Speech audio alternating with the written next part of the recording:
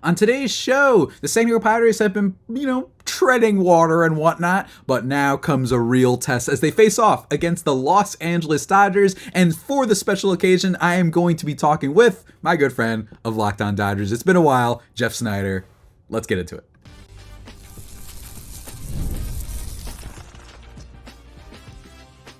You are Locked On Padres, your daily San Diego Padres podcast. Part of the Locked On Podcast Network, your team every day. Greetings, ladies and gentlemen, and welcome to another edition of the Locked On Padres podcast, which is part of the Locked On Podcast Network, your team every day for Friday, May 10th. As always, I'm your host, with sometimes, occasionally, but certainly not always the most, Javier Reyes. You may be familiar with my baseball-related work over at Just Baseball, which you could check out, and I also write about the Padres there, and I also have my own podcast called Baseball versus the World, which is just fun other baseball stuff. You can check that out, and you can check me out on Twitter at Javipeno, Javiipeno. Be sure to do that, and be sure to stay tuned for today's episode. It's a fun one. I'm talking with Jeff Snider of Locked On Dodgers, one of the hosts of Locked On Dodgers. We have not done, I believe, a crossover, dare I say, just to get in a little dig, and we get plenty of them out on this episode. Since the Padres beat them in the playoffs, I could be mistaken. Or it was our crossover before the season. But besides that, we have not done a one-on-one crossover in a long time. So we break down the pitching matchups. We break down some of the biggest storylines. Talk a little bit about both teams' bullpens and how both teams have had there's a lot of different storylines for both teams. So it's a lot of fun. We talk a little bit of crap, and I think you guys are going to enjoy it. And I think we're going to enjoy this series this weekend. Can't wait. So without further ado, let's get into it. Let's jump right in. I'm going to bring in Javi. I've picked on him enough without him on the screen. Now let's put him on the screen so I can pick on him some more in person. Javi, how the heck are you, man? I'm doing good, man. I wore red to remind you of the last team you lost to in the playoffs, so I just wanted to do that real quick, just to give you a shout out. Not even and then the there's right color red. We're just hanging out here. Yeah. Well, they're partially red. Diamondbacks, they're somewhat Not red, I guess. That red. Yeah, they're a little red, though. I was thinking about you last week. I did a crossover with Jake from Locked On Braves, and all we did was talk about baseball and our teams and the upcoming series and stuff. I didn't pick on him at all. And I was like, this is different than most crossovers I've done, because usually I have Javi to make fun of. I see you you did your hair up real nice tonight, so I wouldn't have anything to pick on you for that. That I had to get rid of the obvious one. You know what I mean? That's one of your most infamous ones, the Tatis Etsy. No, hold on. Pinterest failed. Fernando Tatis Pinterest, Jr. thank you. Yep. Pinterest. Etsy. I love Etsy though. Shouts to Etsy. But yeah, man, really excited to. Is Etsy a new sponsor of this show? I haven't heard that. No, don't worry. I'm working on it. Etsy. Just give me a call. But no, I'm really excited about this. We have not done a crossover in a very long time, and it feels appropriate given that, obviously the Dodgers are the Dodgers. The Padres have been really, really inconsistent, but better than last year for sure. I know that the record doesn't show that, but they've been better. So I think it's going to be a lot of fun. And then you had a lot of fireworks the last time they played. And I wished that I had time, or we both had time to do like a recap after that, because it very much got wild, at least on the internet, although everything gets wild on the internet. But I'm excited to talk about this, man. I think the series is going to be fun. And I think that at the minimum, I think last weekend showed you that the fire, the juice, not just two good teams like the Braves and Dodgers, but the juice, I think, might be a little bit back there, because it really wasn't last year. The Padres are just kind of sleepwalking the entire year last year. This year, it feels like there's a little bit of hatred. You had the Profar Will Smith thing. Who knows what? And then you had the night before with Manny walking out with his, sunflower seeds or whatever. So maybe there's a little bit more electricity between these two teams for this year. So I'm really, really excited to talk about it. Yeah. Can you give me, I'm not making a joke here, Javi. I don't remember what you're talking about. I've forgotten the last series with the Padres. What fireworks were there? I'm not surprised to hear that Jurickson Profar was involved, but what happened? So it was on Saturday. The Saturday game was when Profar was complaining about a pitch that was thrown in. Whatever. I don't think it was that bad. When he was a moron, he thought that somebody's throwing at him while he's throwing a perfect game. Yes, and then speaking of morons, Will Smith then decided to call him irrelevant to the rest of the media in the world, and then he had the game-winning hit the very next day. So don't you start, Mr. Snider. But no, in all seriousness, you know what? Whatever works weird. For Profar, he's having the first good season of his career, so that's good for him. Second good season, and but like it's kind of concerning. I mean, I guess we could start there. I feel like, just to lift off of that, just the biggest storylines between these two teams. For the Padres, it has been in my opinion, it's been Jake Cronenworth, Jurickson, Profar, Dylan Cease, a lot of players that have stepped up. Dylan Cease has always been good, but to see him on a team with an actual defense, the Chicago White Sox did not have that. To see him on just a team that has hopes of contending at the very minimum, and then you have some other role players and whatnot. That's kind of been like the big change this year for the Padres. And then you have, Jackson Merrill. He's been a really, really as good as you basically can hope from a rookie. But aside from that, there's still a lot of questions, mainly with their biggest players. It's very weird that they lost Juan Soto, and Jurickson Profar is the one who's making up for that so far. It's just, again, it's been a very inconsistent team, one that's treading water, but I would tell the Dodgers fans, it's definitely not the same as last year, where they had a better record, I believe, at this point, but it wasn't the same. A lot of players, it just felt like they were sleepwalking the whole season. So I'm really excited for it, though. But the Dodgers won't see Cease this weekend, right? No, he just pitched. So my listeners are hearing this Wednesday, Friday, right? so 2 days ago. And for you guys, it'll be 3 days ago. So you're not going to see Cease. Not that it would have dramatically changed how I feel about this upcoming series, but with some of the injuries they've had, with some of the inconsistencies and bad performances that they've had, you might get Darvish, maybe. I think Darvish is scheduled for Sunday against Walker Buehler, so that should be a fun one. I was looking at the pitching matchups earlier today. Mhm. Game one is Tyler Glasnow against the guy whose last name is King. What's his first name? Michael. All right, so it is a generic name. I was sure he had a first name, At least this time it's not one of my children's names. I could never remember Logan Webb's first name. I'm like, my son's name is literally Logan. And then last night I could remember Ryan Weathers' first name. My other son is named Ryan. So, and Michael King, at least you haven't called him Michael K the way that I did, which is because of association with him being on the Yankees. And I did that on my first show. That wasn't great. But and Michael King, I guess we want to start there. Yeah. Tyler Glasnow was one of my, on my short list for the Cy Young for this year.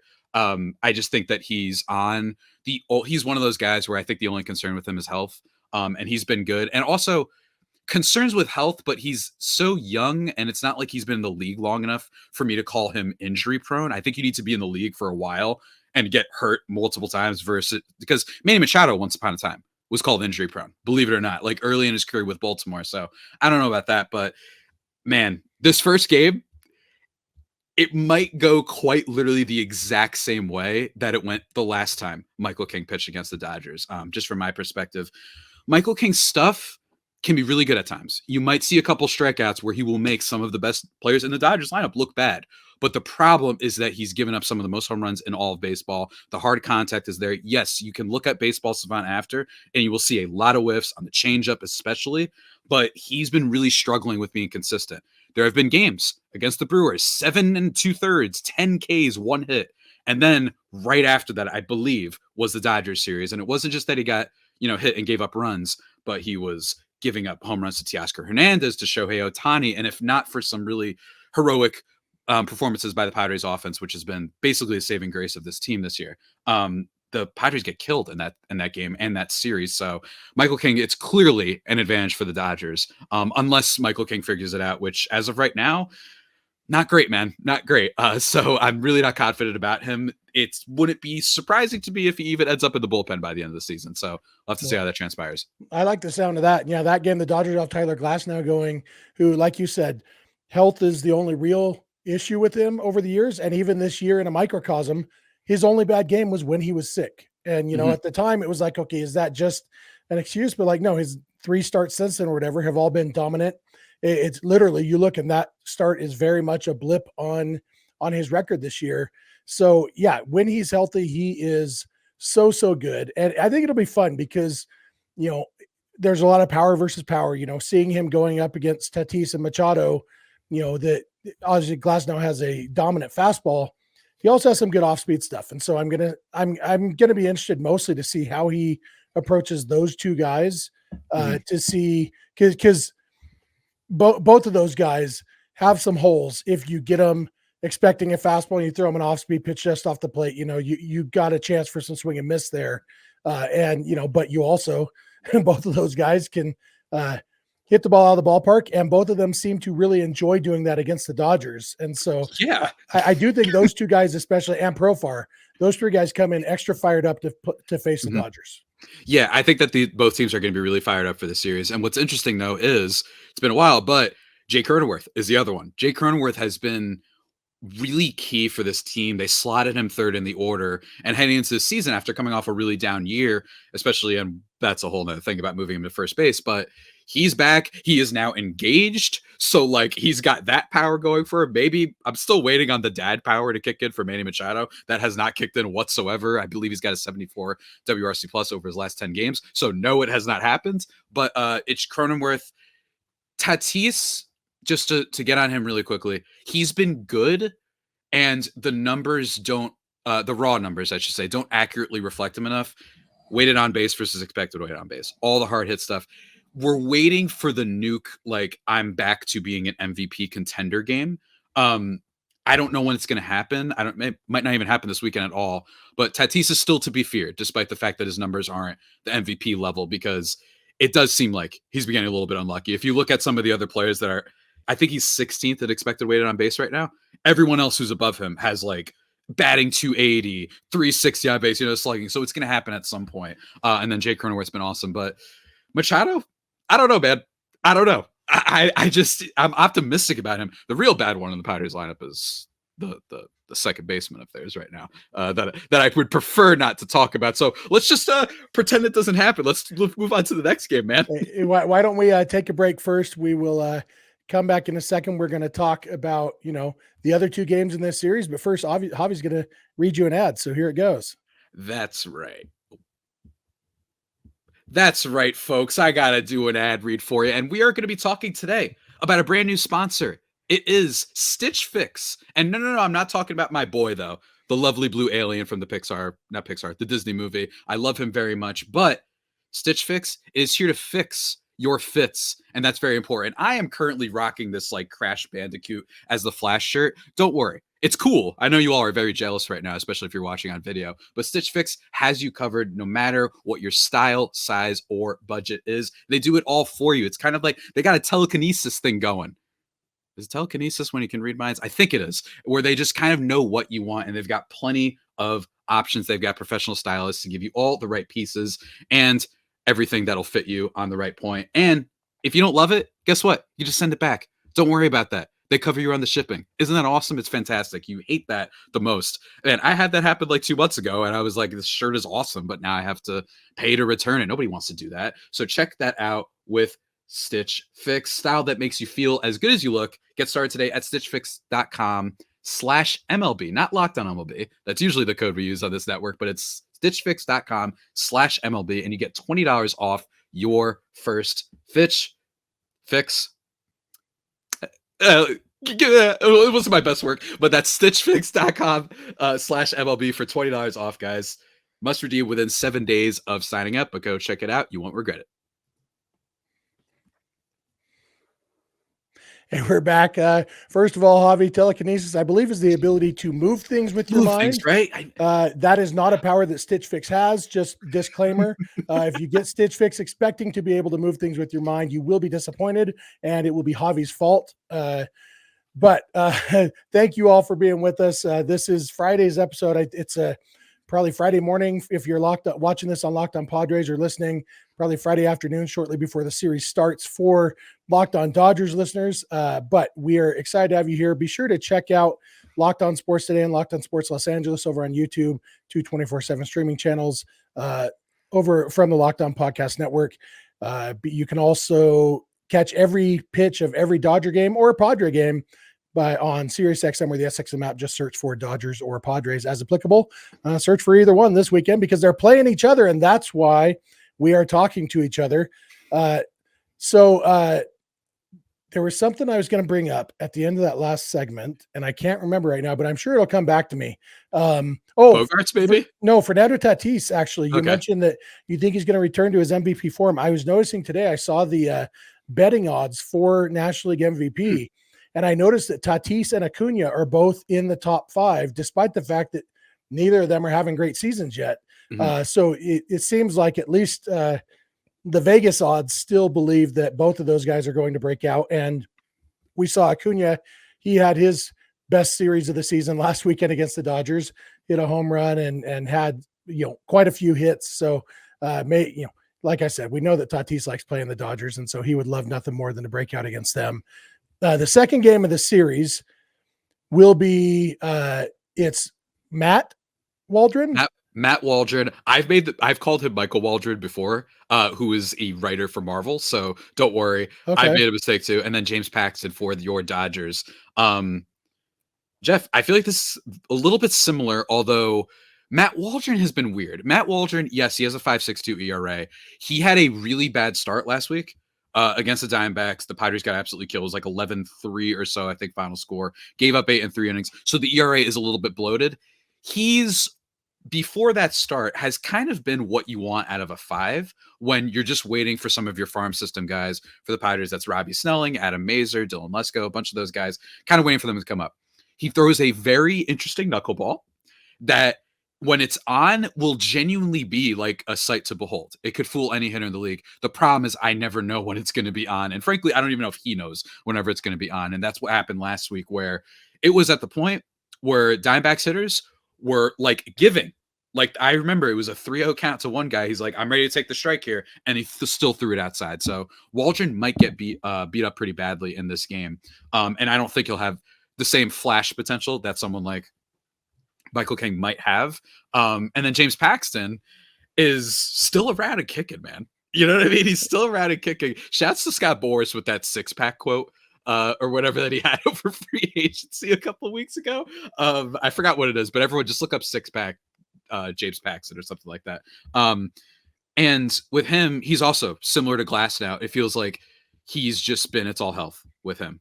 He could be a really solid starter. And especially given that Walker Buehler had been on the IL for a while, it's a pretty good pickup. And so far I see 3.06 ERA.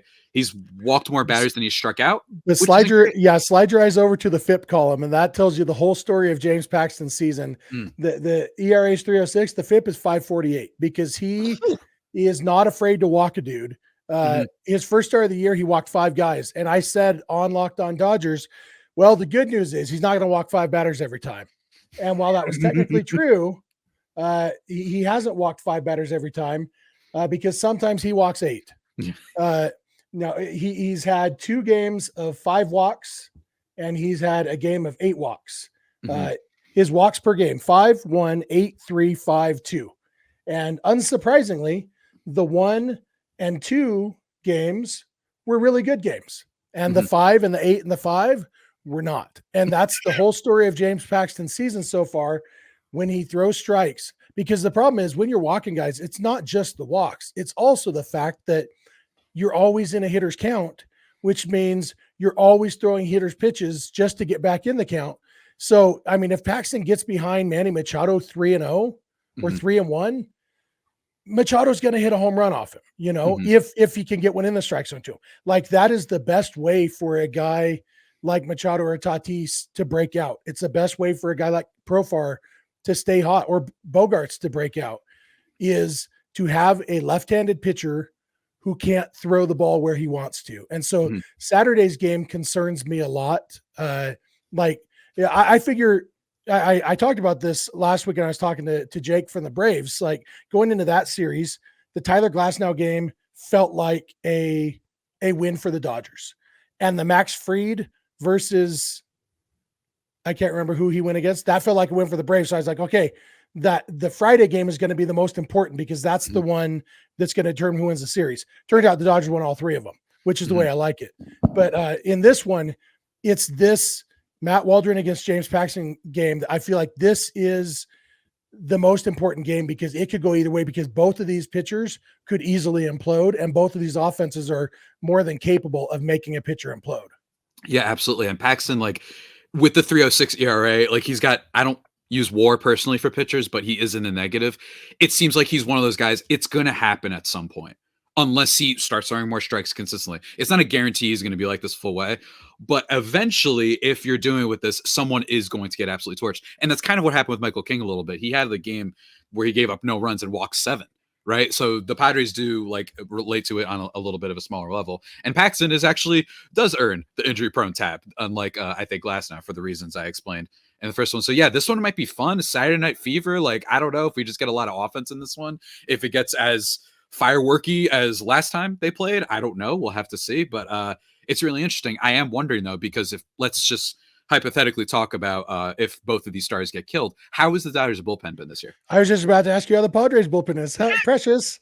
Yeah, the Dodgers bullpen was really bad, but lately it's been really good. And I think the big difference has been the starters have been going deeper in games, and so the bullpen's not as overworked. And so the Dodgers come in with a very rested bullpen for sure, but really they only have 4 or 5 relievers who you would even feel remotely comfortable with in a close game. They've got a couple. They got Gus Varlin and JP Fireeisen, who are the back end of that bullpen. But all in all, like you've got your Daniel Hudson and Alex Vesia has been good lately. Michael Grove's been good lately. Joe Kelly. Oh no, Joe Kelly's hurt. I can't remember who else they have right now. But they've got guys who they trust in close games, and those guys have been pretty good lately. But like Evan Phillips is currently hurt. Joe Kelly's hurt. Ryan Brazier's hurt. So they're not at full strength. And, Bruce Gratterall has been hurt the whole season so far. But it's been a pretty good bullpen lately. And the key is, I think if they can get 6 or 7 innings from Glasnow in game 1 of the series, then the bullpen remains nice and rested. So they would even have the ability to, if Paxton blows up, Ryan Yarbrough has been an awesome long reliever. And he'd be available for 3 innings or whatever if he needs to. Which has been a really important role for him this year. So the Dodgers bullpen has been good lately. Not so good that I feel super comfortable with them, but good enough. How about the Padres?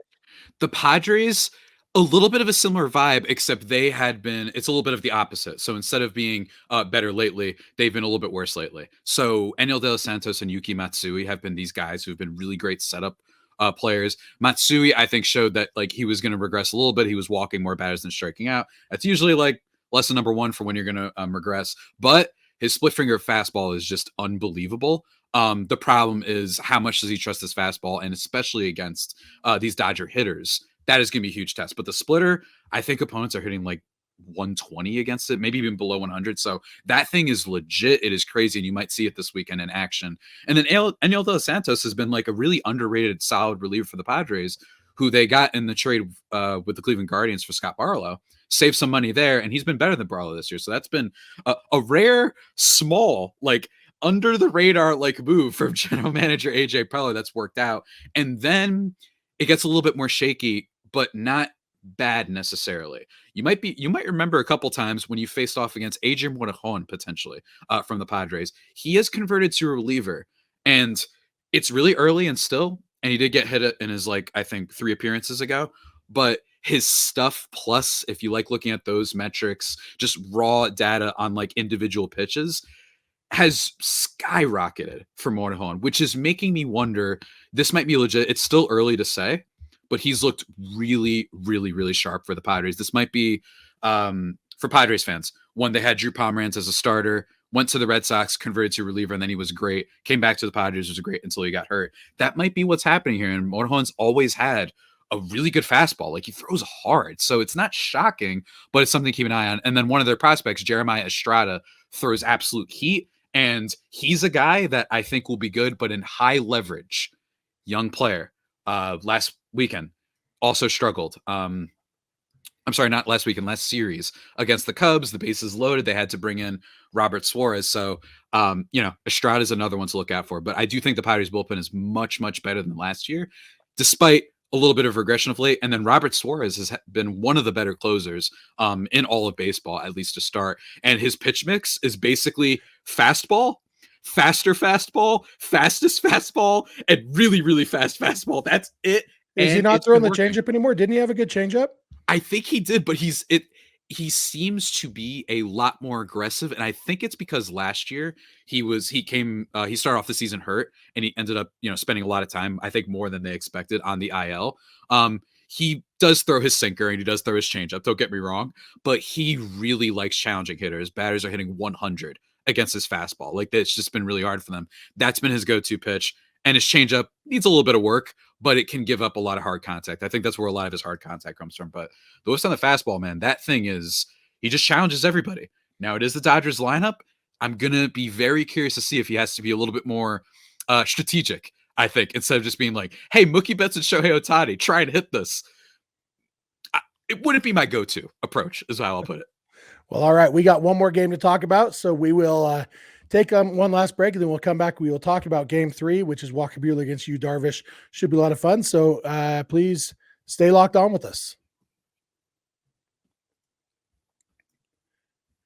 Do you have people counting on you financially? If so, you know that life insurance is super important to protect your loved ones in case something were to happen to you. But finding the right life insurance policy can be time-consuming and overwhelming, and that's where Policy Genius comes in. Policy Genius is the country's leading online insurance marketplace and saves you time and money so you can provide your family a financial safety net starting today.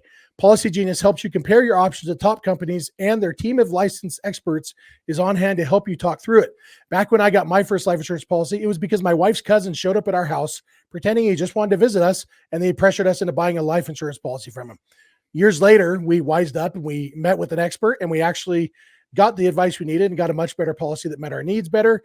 If Policy Genius had been around back then, it could have saved me a lot of time and money in the process. So if you don't have life insurance, it's time to get some. And if you do, it's still worth checking to make sure you have the right coverage. So check life insurance off your to-do list in no time with Policy Genius. Head to policygenius.com/lockedonmlb or click the link in the description to get your free life insurance quotes and see how much you could save.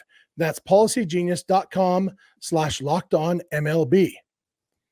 This episode is also brought to you by DoorDash. I live 660 miles from my mom, but that doesn't mean I can't get her something thoughtful for Mother's Day. Thanks to DoorDash, I can surprise Mama Snider with fresh flowers, a gift card, her favorite sweet treat, or countless other options.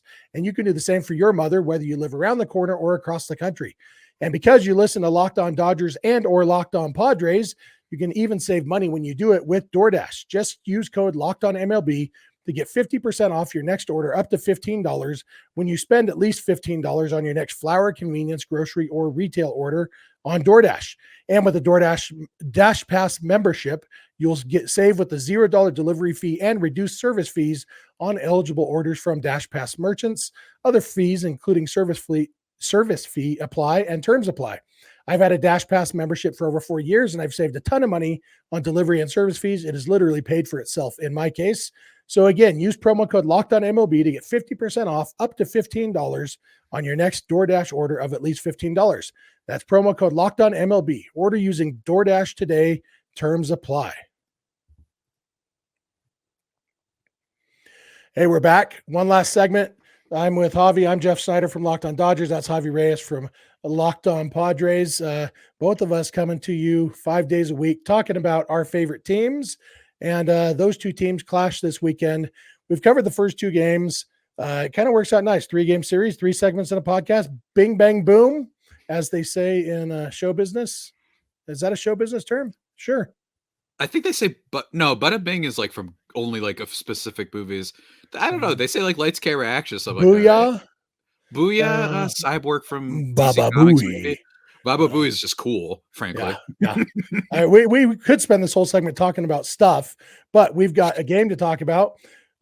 2 Dodger greats, 2 number 21s for the Dodgers. I think Darvish wore number 21 with the Dodgers, didn't he? I think he did. Genuinely, I don't remember. Walker Buehler definitely wears 21 with the Dodgers now. I know Zach Greinke did. Maybe I'm thinking of Greinke, but no, Greinke and Darvish didn't overlap, so they might have. Anyway, Zach Greinke is not pitching in this game, but Walker Buehler and Yu Darvish are. It's Buehler's second start back from Tommy John surgery. His first start was solid. He went 4 innings, allowed 3 runs. It was about as good as we could have hoped for a first start in a couple of years. Don't really have any idea what to expect from him in this next start. So I guess my analysis of this is your guess is as good as mine, Javi. Yeah, that's basically how I feel. In terms of Buehler, I mean, this is why coming into the season, I think we talked about this on our roundtable, where when it came to who had the best rotation, my thing is if you get healthy, Walker Buehler, I think they have very much the best rotation. Maybe the Giants occasionally can touch them, and maybe the Diamondbacks could, especially because we didn't know they'd be signing Jordan Montgomery. But Buehler, I have no idea. This is one of those games where it's going to be like, oh, yep, Buehler's back. Or it's like, yeah, he still needs some time, because everyone does when they're coming back from Tommy John surgery. So I don't know. And it's a tough team to face in your second start. Granted, Miami, little bit of a discrepancy there. Not exactly the best. And No, wait, that was the Yamamoto start. My apologies. Buehler faced the Marlins in his first start. Yeah, he faced the Marlins, but I was thinking of I thought it was Buehler for a second, the no-hitter alert thing that went viral. the And the Jazz, homer. the Jazz is a homer. No, yeah, that was Yamamoto. And then on the Padres side, it's Yu Darvish, who quietly has a sub-3 ERA. He's pitched really good since coming off the IL, with just a neck strain, so it wasn't anything super serious. But Darvish's entire thing is health, straight up.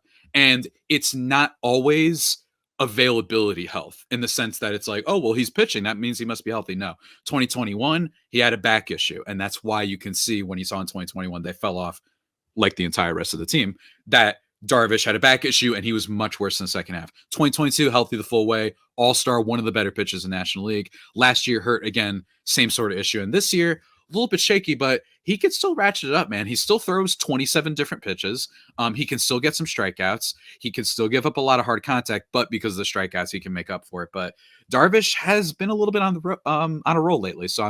And also he does still have a little bit of that like big game thing to him. So depending on what the vibe is this weekend, I could see him having a really good start here, but I could also see Buehler having a good start. This one's going to be fun. I don't know. Is it? I wish it was the ESPN one. I wish it was the ESPN one because that's a pretty good one to show, but it is not. I would never wish an ESPN Sunday night game on my listeners. That is also fair. I bet in terms of the national stage, but I know last time the Dodgers and Padres played on Sunday Night Baseball, it was a shoe, like a convention, like a Nike convention that a baseball game broke out at. Like they had 18 different pre-recorded segments about shoes that were taking up 2/3 of the screen while the game is relegated to a corner. Yeah, I wouldn't wish that on anybody. Darvish did wear 21 with the Dodgers.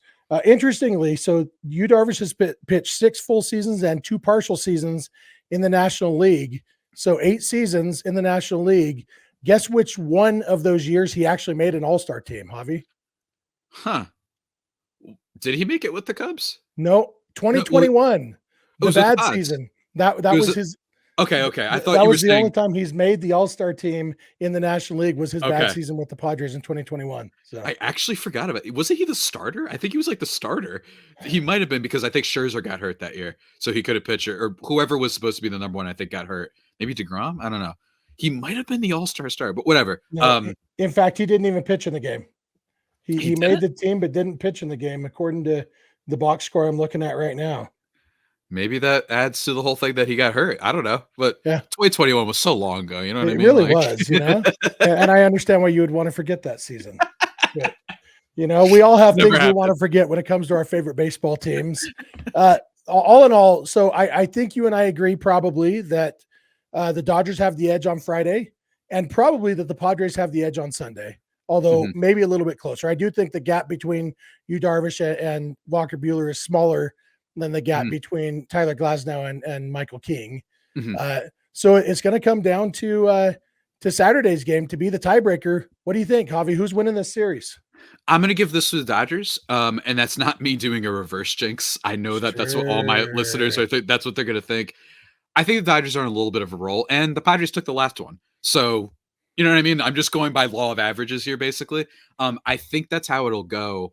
But I really want to see what happens with this Buehler start. I don't know what's going to happen fully because if he's on immediately, it's like I think that there is a chasm. That's how much I think of Walker Buehler. I think he's very, very, very, very good. And frankly, if he didn't get hurt, I thought that he was going to be a Cy Young guy potentially too. So, you know, you've got him. Luckily for the Dodgers, for some reason, Yamamoto, the freak that he is, and I would put money on it, he will win 2 Cy Youngs in his career. That's how much I think Yamamoto is going to be good. For some reason, can't pitch against the Padres. It's the only team. I don't know why he struggled against the Padres, but then he'll face the Braves. And he looks like, untouchable, basically, right? So, yeah, I kind of wish he was going against the Padres this weekend because I do think it would be a good test. I think I mentioned this the other day on our show that I don't think the Padres have some magic formula against them. I think he had his worst game against them. And, you know, in the other game, he wasn't bad. I think it's in his head. So I'd like to see now that he has a little more confidence. So hopefully next time they play, he can pitch against them. I guess we're about out of time here, huh? Yeah, pretty much, man. But you got any final jabs for me? Not really, honestly. Good, because I have one for you. I'm going to send one little heart, though. Here's what I'm going to say.